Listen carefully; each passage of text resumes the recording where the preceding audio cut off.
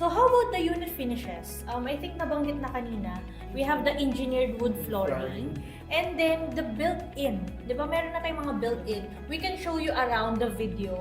So we can flash some maybe on this video or on the last part of the video.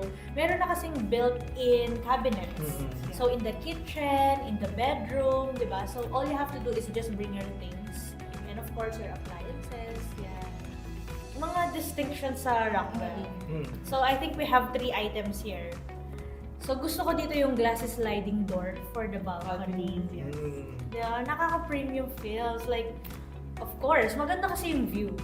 You can see the, depende on which side your unit is facing.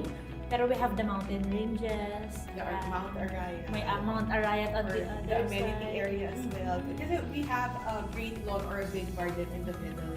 So very, puro greeneries, landscapings, yung makikita from your window. And then next we have the open kitchen layout. That's right. From our 55 square meter, 1 bedroom and up, we do have an open space layout. So yung open kitchen layout, sorry.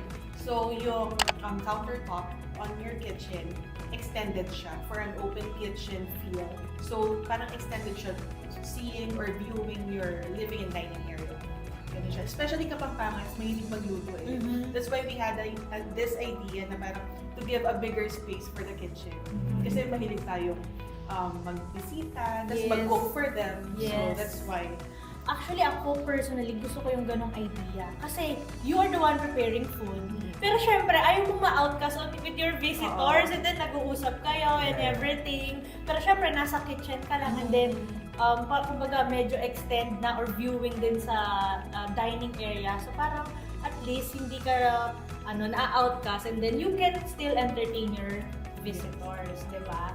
So that's the second item with Rockwell. And then the third one, eto Miss Carla, tell us about this.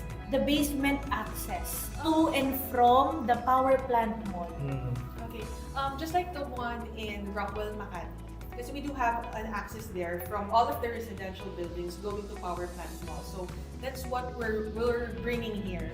So hindi mo na kailangan lumabas pag mainit, umuulan. Meron kang keycard access going to the mall just through your basement. So very convenient for our unit owners. It's exclusive for our unit owners. Imagine, kababa mo ng unit mo, you have all these perks, diba? So, galing. So, wow, di ba? Yung mga distinctions by having an investment here in Rockwell. Ayan yung mga ma-enjoy ng ating mga investors. Yes.